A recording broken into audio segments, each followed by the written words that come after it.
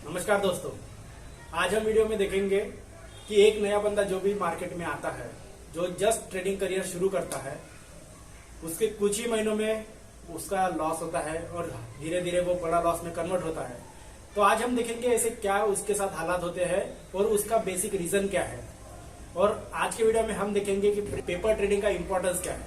Paper trading एक नए बंदे में, एक नया बंदा जो ट्रेडिंग कर रहा है, जो स्टार्ट करने वाला है, उसके लिए कितना इंपॉर्टेंस रखता है। तो दोस्तों चलो शुरू करते हैं।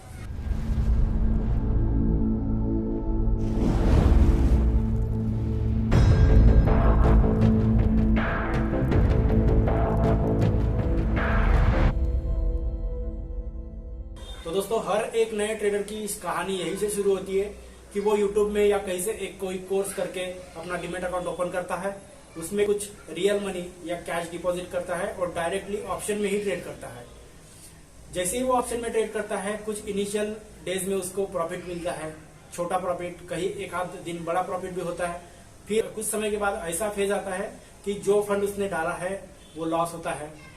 फिर वो कहीं से और फंड अरेंज करके और फंड ऐड करेगा डीमैट अकाउंट में और उसका वो भी लॉस होगा।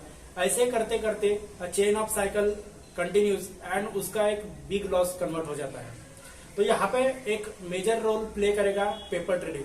तो पेपर ट्रेडिंग दोस्तों एक ऐसी टेक्निक है जिसे हम टेक्निक ही बोलेंगे और इतना इंपॉर्टेंस दे रहे हैं कि वो एक रियल ट्रेडिंग से इक्वल मैच चल रहा है।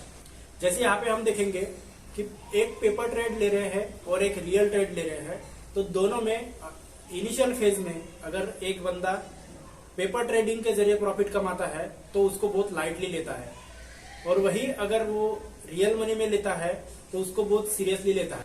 सो दोस्तों मार्केट में अगर जो भी नया बंदा आ रहा है वो अगर स्टार्टिंग पेपर ट्रेडिंग से करेगा तो उसका कॉन्फिडेंस, उसकी स्ट्रेटेजी और एक उसका जो डायरेक्शन रहेगा वो एक प्रोफेशनल ट्रेडर के डायरेक्शन में ही जाएगा, क्योंकि उसके इनिशियल फेज में ना तो उसको कोई लॉस का प्रेशर रहेगा, वो चीजें बहुत अच्छी तरीके से मैनेज कर पाएगा, वो बहुत अच्छी तरीके से चीजें सीख पाएगा, और जो भी कोई चीजें उस मतलब जो गलतियां कर रहा है उसको वो रिपीट भी करेगा, फिर भी उसका फाइनेंशियली कोई लॉस नहीं होगा।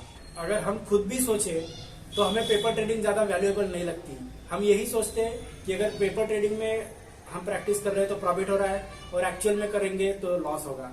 ऐसा नहीं होता है। मेरा एक चैलेंज है, अगर हम खुद जो भी हमारा सेटअप है या जो भी साइकोलॉजी है वो पेपर ट्रेडिंग में भी एक महीना कंटिन्यू अगर कर पाएंगे तो वो एक बहुत बड़ा अचीवमेंट रहेगा हमारे लिए, क्योंकि एक सेटअप जो ऑलरेडी टेस्टेड है उसको रिपीट मोड में एक महीने तक करना, मतलब लगभग 30 ट्रेडिंग डेज, एक डेढ़ महीना, तो वो एक बहुत बड़ी अचीवमेंट होगी। और उसका रिजल्ट जो भी आएगा एट द एंड हमारी साइकोलॉजी इस तरीके से प्रिपेयर रहेगी कि हमें बहुत ज्यादा कॉन्फिडेंस रहेगा कि हम एक राइट डायरेक्शन पे जा रहे हैं। और वो करते समय सबसे मेन बात ये रहेगी कि उस पर ना तो कोई फाइनेंशियल प्रेशर रहेगा, ना तो वो किसी लॉस में रहेगा।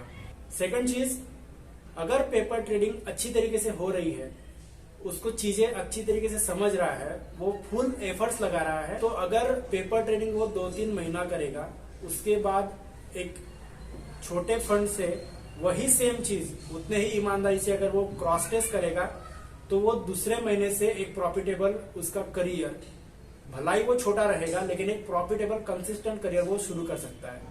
लेकिन इसमें सबसे बड़ी चीज यही रहेगी कि एक सिंगल पेपर ट्रेड को भी उसको इतना ही वैल्यू देना होगा जितना एक एक्चुअल ट्रेड को हम देते हैं। अगर ये चीज कर रहे हैं तो ना लॉस होगा फाइनेंशियली और हर एंगल से डेवलपमेंट ही होगा। अभी हम इस पॉइंट को डिस्कस करते हैं कि बहुत जन बोलते हैं पेपर ट्रेडिंग करने से कुछ नहीं होगा जब तक हम एक्चुअल मनी नहीं लूज करेंगे। ये एकदम बात सच है दोस्तों। अगर जब तक हम एक्चुअल मनी लूज नहीं करेंगे हम प्रॉफिट भी नहीं कमा सकते, क्योंकि जब हमारा रियल मनी, मेहनत से कमाया हुआ पैसा अगर जब ट्रेड में लगता है तब कोई इमोशंस नहीं चलते और ना ही कुछ साइकोलॉजी चलती है। लेकिन पेपर ट्रेडिंग हम वही इसीलिए यूज कर रहे हैं ताकि ये जो इमोशंस है, ये जो साइकोलॉजी है, उस पर हम काबू कर सके। और अगर ये काबू हो गए तो बाकी चीजें ट्रेडिंग में हम सेटअप, रिस्क मैनेजमेंट और जो भी अदर चीजें रिक्वायर्ड है वो हम कंट्रोल कर सकते हैं। इसीलिए पेपर ट्रेडिंग बहुत बहुत ज्यादा इम्पोर्टेंट है। सेकंड पॉइंट हमारा ये रहता है दोस्तों कि हम जो भी गलतियां करते हैं उसको हम किस तरीके से एनालिसिस करते हैं, हम उन्हें कितना टाइम दे रहे हैं गलतियों को एनालिसिस करने में। क्योंकि बहुत ज्यादा हमारी मिस्टेक यही होती है कि हमारा लॉस हो जाता है, हम उसी फ्रस्ट्रेशन में रहते हैं और ये नहीं सोचते कि लॉस हुआ तो किस रीजन से हुआ। वो अगर पेपर ट्रेड ले रहे हैं तो हम विदाउट कोई टेंशन से उसका एनालिसिस कर पाएंगे। तो होप दोस्तों कि आपको ये वीडियो अच्छा लगा होगा और आने वाले वीडियो में हम यही साइकोलॉजिकल डिस्कस करेंगे। तो इसीलिए दोस्तों चैनल को सब्सक्राइब करें, वीडियो को लाइक, और जो जो बंदे नए आ रहे हैं या जिनको भी कुछ एक एक्स्ट्रा एज चाहिए उनको ये शेयर करें। धन्यवाद।